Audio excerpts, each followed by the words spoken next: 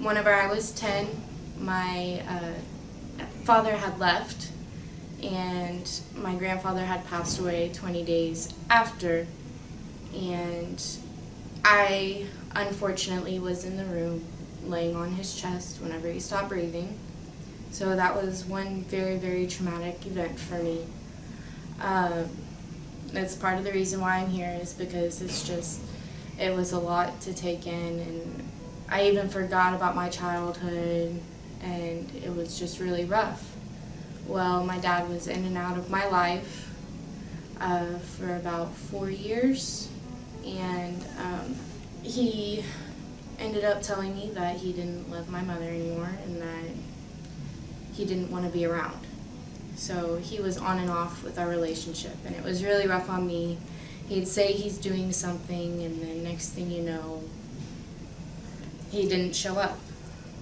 Well, one time whenever I was 14, I drank for the first time, and it was with my father, and I ended up getting pulled back on a bed that night while my father was drunk in the middle of the street, a main road at that, singing.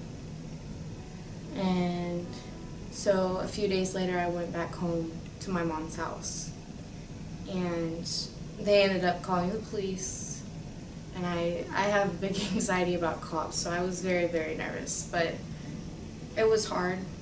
And even after the alcohol experience, I still drank after that. So that's my DOC.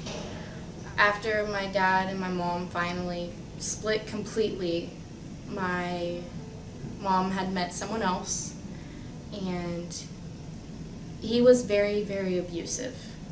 And they had met where my mom was working. And shortly after they got married, about 4 months after dating, they got married. And they were married for 3 years. And he verbally abused me, calling me fat every day, calling me ugly, like, you need to wear makeup, you need to do this, you need to do that. So I grew really self-conscious about myself, and it was hard on me. And I just felt like I wasn't good enough. And every guy I was dating then, I thought that I needed a guy to tell me that I'm not pretty enough and that I need to do something with myself, or just someone that wouldn't treat me right. And so after that, my mom and him had divorced finally, and I still was dealing with what I went through. So it was really hard, and it was always in the back of my head. But while all of this was going on, my father was still in and out and very inconsistent. And then shortly after my mom and my stepdad divorced, my other grandfather had passed away. I was about 30 minutes away whenever I got there, I found out. And it was really rough. And at the funeral, my mom tried to work things out with my stepdad, and it ended up not working. He ended up throwing his ring out the window and walking back to the house where his truck was. So after all of that, it was really rough on me, and my mom got a place besides my stepdad, and we finally moved out and got away from the verbal abuse. And I was pretty sure my mom was being physically abused, though. I felt like she was. And so shortly after that, after we moved out of the apartment we were in, we moved in with my grandma about an hour and a half away. And that's whenever all the partying started. That's when all the drinking started. Like, I was drinking so I could numb the pain of not having a father, of not having a guy that treats me right, of not having my grandfathers. It was one of the hardest things I've dealt with. But then I lost my family at one point because the drinking got so heavy, and I was using people, and I was bouncing house to house after I moved in with my grandma. And I actually missed the birth of my niece, and that was about 4 months ago from this day. And that was one of the hardest things. My father ended up going to the hospital that day and supporting my sister, but yet he doesn't support any of my other siblings.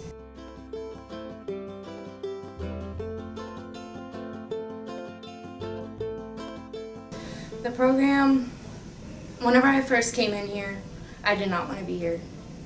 I will be honest about that. But the first couple weeks it was a little rough because you're separating from your family. So it's hard to be away from and not have your phone. But once you get into it and you really start paying attention, you get a lot out of the groups. And if you really you have to advocate for yourself as well as go to other staff members and get their help as well. And they will help you. They will. They have some really good staff here. You just have to find the right people to go to. And the therapists are great here. The doctors are great, and as well as the case managers. I have some of the best team that I could possibly ask for. So I wanted to go home at 30 days. And then I ended up moving it back to 60 days. Then I moved it back to 90 days because it's like I kept pushing myself to do better and better and better.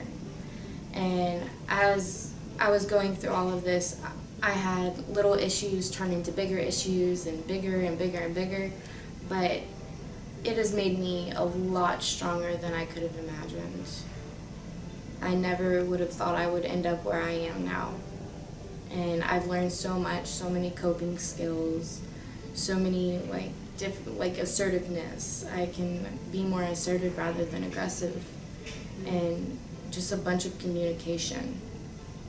And the relapse prevention groups really help too. They help you plan like what you're doing when you go home to help you keep from doing it again.